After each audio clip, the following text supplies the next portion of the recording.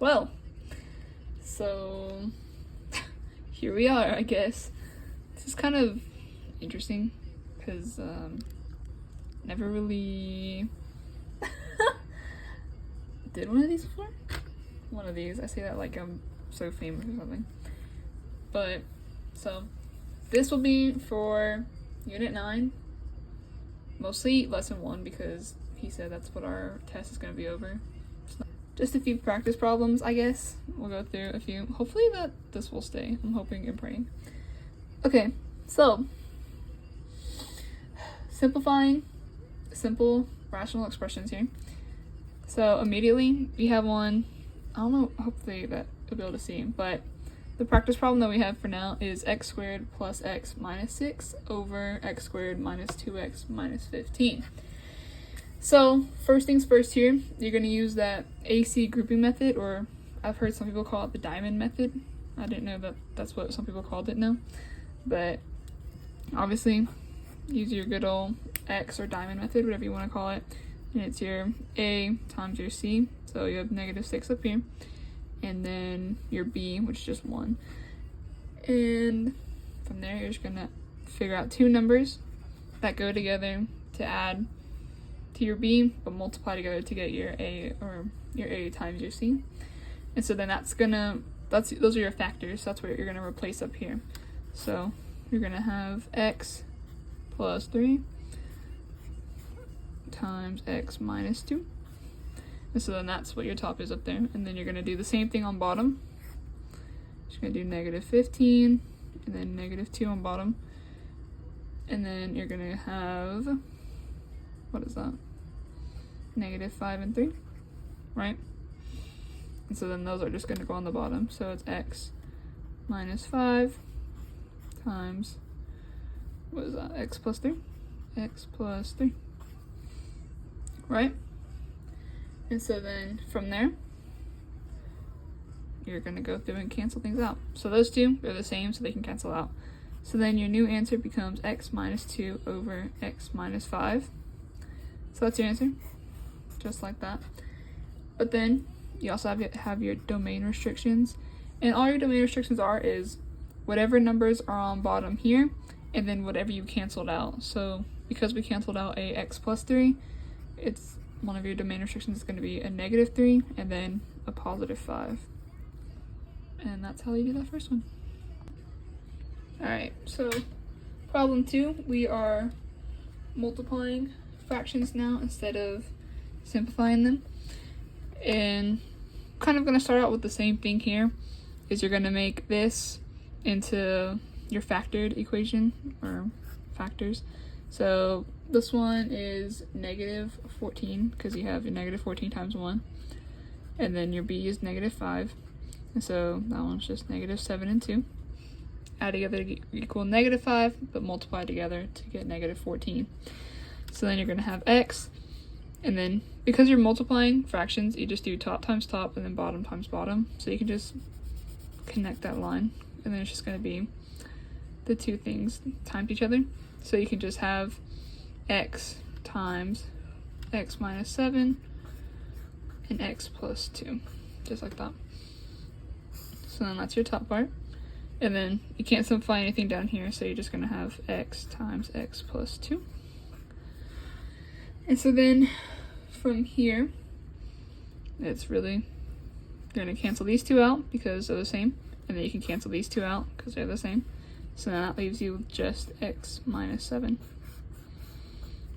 Then, once again, gotta remember those domain restrictions where x cannot equal 0, because if you were to put x equal to 0, it would just equal 0. And then same thing over here, you would get negative 2 as well as for your other one. And that's all your domain restrictions are. Was pretty simple. So that's just your answer. They simplified out to equal x minus 7, not even a fraction anymore.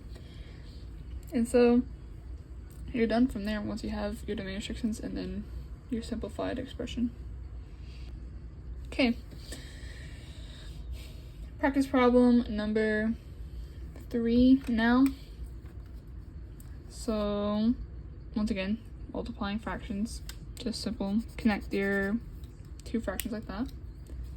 then you can go and you can simplify this one and this one. So we're gonna both just go ahead and do that. So you have 2x times x minus 3 and x plus 3. And the reason that you can know that this like simplifies or factors out is because 3 times 3 equal 9, and obviously x times x is going to give you 9 as well. And that's just kind of, it's one of your perfect squares, I think is what they call it. And so it's just one of the ways that you can know, is if there's a number that can equal this number, like the number that you have in this spot, if it's times itself, if that makes sense. Doesn't make sense, but it's whatever. So then we're gonna go through and we're gonna factor this one now, which is just 12 and negative 7. And then that is just 1 and, wait. 3 and 4. Sorry. Negative 4 and negative 3.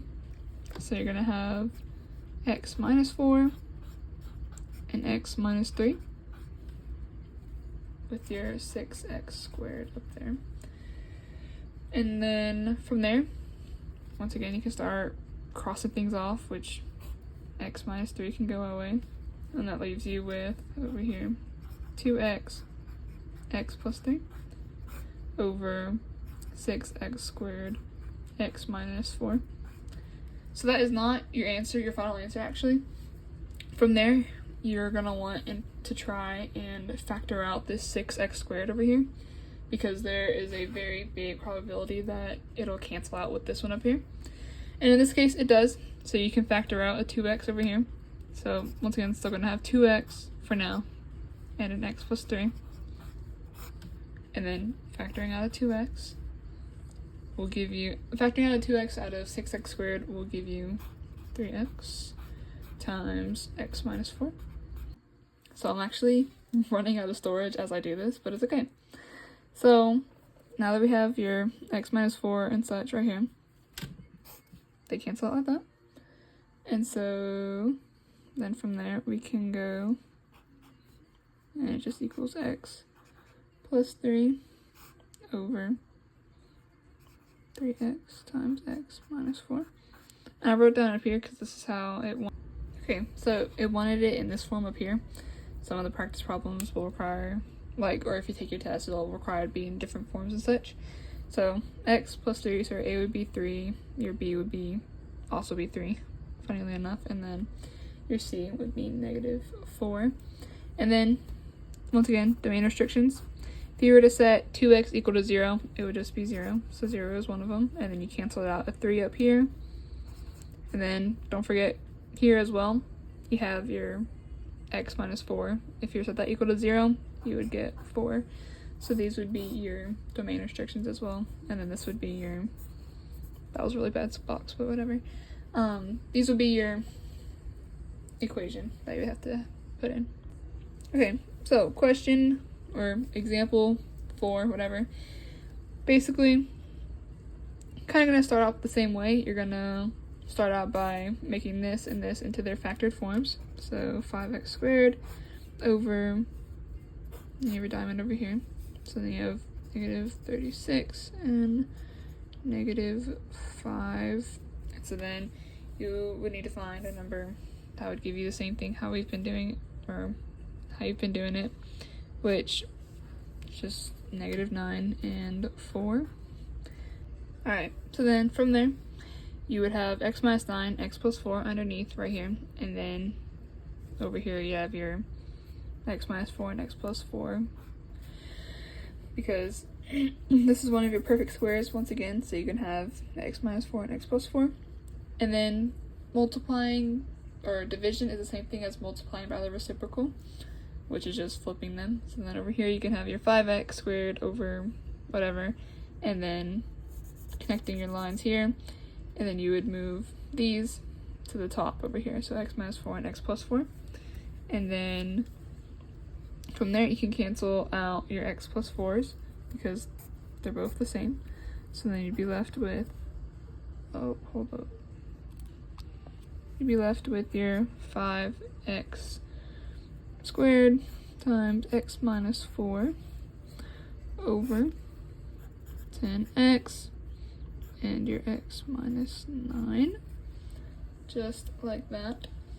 And then from here, you're going to want to factor out that little 5x right here, because once again, looking at how you want to get into, what form you want to get it into, you see that the bottom doesn't have any x's and this one doesn't have any x squared.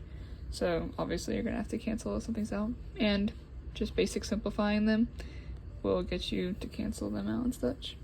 So from here, I'm going to factor out a 5x, which is just 5x and x. And so then you're going to have your x minus 4 as well. Ow. And so then you'd still be left with your 10x, x minus 9. But from here, this x will be left alone, but these can obviously be simplified, because if you were to have 5 over 10 or x over x, it would just, or 5x over 10x, it would just be equal to the same thing as 1/2. So if they equal 1/2, same thing, putting 1 x times x minus 4, and then you would have a 2, just 2 x minus 9, like that, because this x would stay the same, but these two would cancel out like that. But obviously don't really need the 1 there, it's just x times x minus 4. And so up here your a would be 1, of course, x, and your b would be -4, c would be 2, and then your d would be -9. Okay, practice problem, whatever. So same thing, but we're adding now. So we're gonna start out with factoring out these two right here. So 2x over your -10 up here, -3 down here. So that's -5 and 2. So x minus 5 times x plus 2. So then from here you're factoring out this over here. So you have your 6 and 5, and those multiply equal 6, but add together equal 5. So then you're going to put x plus 3 and x plus 2. So then from here, because you're adding them together, you got to find a common denominator. And obviously this side is missing an x plus 3, and then this side is missing an x minus 5. So then your special form of 1, x plus 3, so that way you can have the same thing it does over here, but you can't just do it to the bottom, you have to do it to the top as well. And then over here, it's missing the x minus 5, top and bottom, right? And then from there, now you're going to be able to add them together, but make sure that you distribute this guy to both of them. Same thing over here as well, whenever you're adding them together. So then you're going to end up with something like 2x squared plus 6x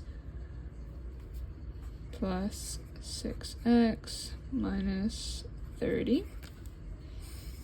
Then that's going to be over, your denominators will all stay the same. So x plus 3, x plus 2, then x minus 5. And then obviously you're going to add your like terms together. So you're going to end up with 2x squared plus 12x minus 30 over your x plus 3, x plus 2, x minus 5. And so then that's just your answer right there. So your x plus 3. So your 2 would be your A, 12 would be your B over here, -30 is your C. And then for the bottom down here, be -5, or sorry, +3, if you will, because the A right here. And then B, +2, C, -5. That's how they go. That's it. Alright, next practice problem here. So this time we're subtracting them. Luckily you have the same common denominator, so you don't really have to worry about anything. The only thing with this one is I worry about this negative here, or your subtraction sign. Make sure that you distribute it to both of them, of the numerators on top, because or else you'll get the wrong answer if you do that. So you're going to have 5x minus 5 over x plus 3 because the denominators stay the same. And so then you're just going to simplify it from there. You're going to have 4x minus 5 over x plus 3. And as you can see by the form of how they want it, your a would be your 4, your c up here would be negative 5, and then your c down here would be 3. And then for your domain restrictions as well, x cannot be equal to negative 3, because if you were to set this one equal to 0, subtract 3, x would equal negative 3. And the reason domain restrictions are here is because if you were to put in a negative 3, it would give you 4x minus 5 over 0. And if you have any number over 0, then it's undefined, and it's not true.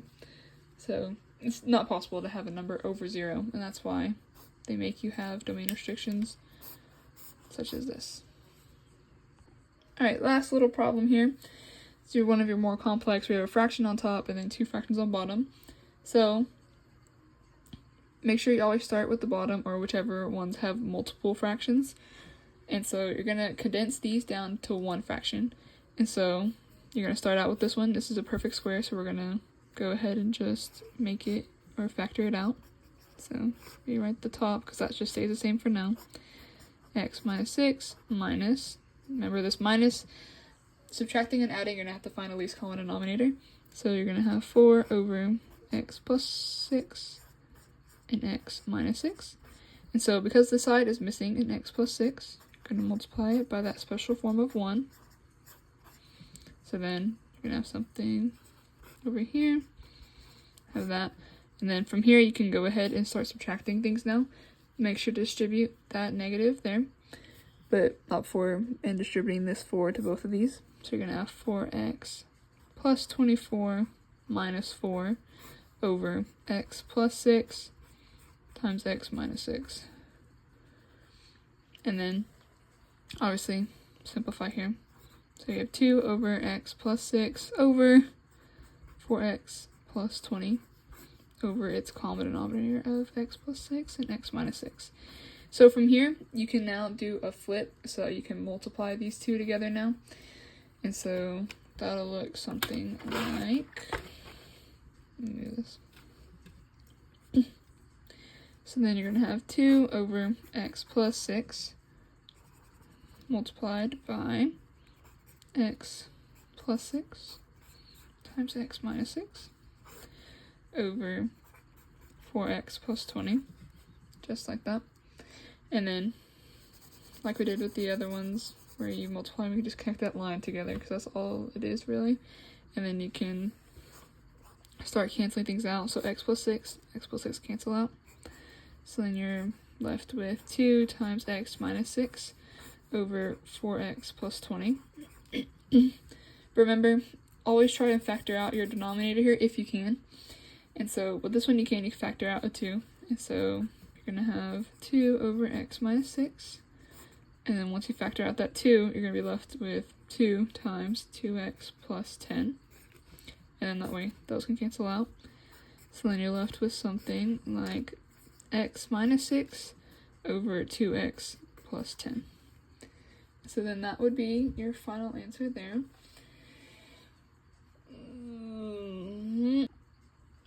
That would be your final answer.